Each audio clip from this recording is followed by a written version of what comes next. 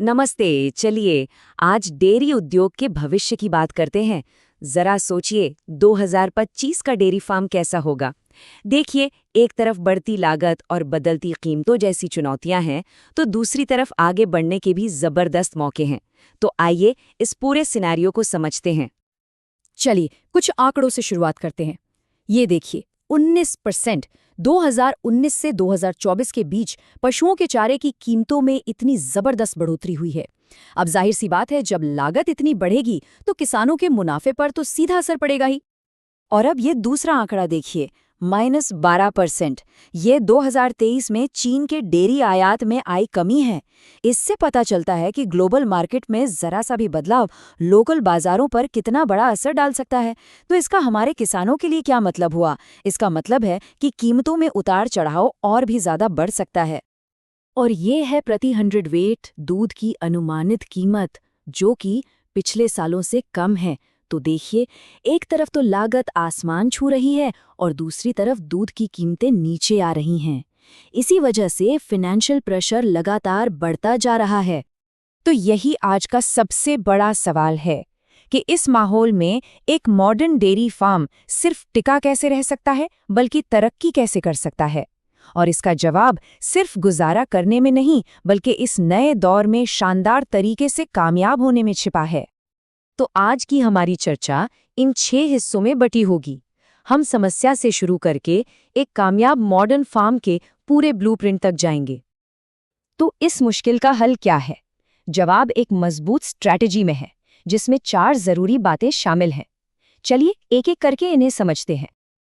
ये हैं वो 4 स्तंभ। पहला, बाजार की नब्ज को समझना। दूसरा, टेक्नोलॉजी और डेटा का सही इस्तेमाल करना। तीसरा, ऑटोमेशन को अपनाना। और चौथा, सस्टेनेबिलिटी, यानी टिकाऊ खेती को मुनाफे का जरिया बनाना। तो चलिए सबसे पहले बात करते हैं टेक्नोलॉजी और ऑटोमेशन की। ये चीजें आज डेयरी फार्मिंग का चेहरा पूरी तरह से बदल रही हैं। देखिए, अब जमाना बदल गया है। कामयाबी सिर्फ कड़ी मेहनत से नहीं, बल्कि डेटा के आधार पर लिए गए स्मार्ट फैसलों से मिलती है। इससे न सिर्फ काम आसान होता है, बल्कि पशुओं की सेहत सुधरती है और मुनाफा भी बढ़ता है।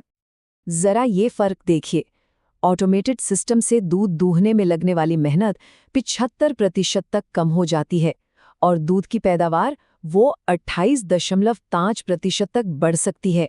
मतलब साफ है, ये आंकड़े ही पूरी कहानी बयां कर रहे हैं। और ये सिर्फ दूध दूहने की बात नहीं है। एक ऑटोमेटेड फीडिंग सिस्टम को ही देख लीजिए। ये हर रोज करीब 112 मिनट बचाता है, जानवरों की सेहत को बेहतर बनाता है और सबसे जरूरी, कीमती चारे की बर्बादी को भी रोकता है। ठीक है, तो टेक्नोलॉजी की बात हो गई। अब आते हैं उन स्ट्रैटेजीज पर जो सीधे सीधे मार्केट से जुड़ी हैं, यानी दूध की क्वालिटी और सस्टेनेबिलिटी। यहाँ एक बहुत बड़ा बदलाव आया है, जिसे समझना जरूरी है। अब खेल बदल चुका है। खरीदार अब इस बात के पैसे नहीं दे रहे कि दूध कितना है, बल्कि इस बात के पैसे दे रहे हैं कि दूध में बटर फैट और प्रोटीन कितना है। मतलब अब क्वालिटी का जमाना है, क्वांटिटी का नहीं। और अच्छी कीमत पाने के कई रास्ते हैं, जैसे A2 दूध या फिर उन गायों का दूध जिन्हें नॉन GMO चारा खिलाया गया हो। ऐसे खास प्रोडक्ट से बाजार में एक अलग पहचान बनती है और बेहतर दाम भी मिलते हैं। और अब एक बहुत बड़ी खबर, USDA ने क्लाइमेट स्मार्ट तरीकों के लिए $7.7 बिलियन का फंड रखा है। ये उन किसानों के लिए एक बहुत बड़ा मौका है जो सस्टेनेबल खेती को अपना रहे हैं, क्योंकि उन्हें सीधी फाइनेंशियल मदद मिल सकती है। तो इससे फायदा कैसे उठाया जा सकता है? कई तरीके हैं, जैसे प्रोसेसर्स से प्रीमियम हासिल करके या फिर सरकारी योजनाओं में लागत साझाकरण का लाभ उठाकर। कुछ प्रोग्राम्स जैसे डेयरी फीड इन फोकस तो सालाना औसतन $18,000 तक देते हैं।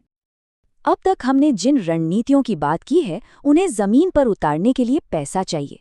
तो सवाल ये है कि ये पैसा कहाँ से आएगा? अच्छी खबर ये है कि इसके लिए कई तरह की सरकारी और संस्थागत मदद मौजूद है। ये तस्वीरें पूरी कहानी कहती है। ये सफर एक पारंपरिक, चुनौतियों से जूझ रहे फार्म से एक आधुनिक और मुनाफे वाली यूनिट बनने का है। और इस बदलाव को हकीकत बनाने के लिए फाइनेंशियल सपोर्ट बहुत जरूरी है। जरा देखिए किस किस तरह की मदद मिल सकती है। नस्ल सुधार के लिए सब्सिडी है, नए उपकरण और शेड बनाने के लिए 50% तक की सब्सिडी है। और तो और, डेयरी प्रोसेसिंग के लिए गए लोन पर ब्याज में भी 3% की छूट है। इन योजनाओं से बड़े निवेश करना काफी आसान हो जाता है। तो हमने रणनीति समझ ली, टेक्नोलॉजी देख ली और फाइनेंस की भी बात कर ली। अब सवाल ये है कि इन सब चीजों को एक साथ कैसे लाया जाए ताकि ये सिर्फ बातें न रहें बल्कि हकीकत बने।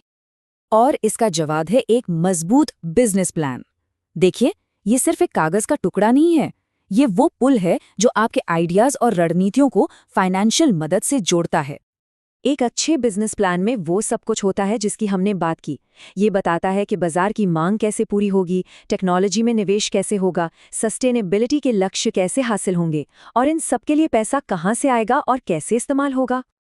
तो कुल मिलाकर बात ये है कि 2025 में डेयरी सेक्टर में आगे वही बढ़ेगा जो स्मार्ट, सोचे समझे और भविष्य को ध्यान में रखकर फैसले लेगा। बात सिर्फ मुश्किलों से बचने की नहीं, बल्कि आगे बढ़कर मौके बनाने की है। और अंत में ये एक बात हमेशा याद रखने वाली है, जो लोग कामयाब होते हैं उन्हें दूसरों से अलग उनका आकार या उनकी किस्मत नहीं बनाती, बल्कि वो फैसले बनाते हैं जो वो लेते हैं। सफलता आखिरकार सही चुनाव करने का ही नाम है।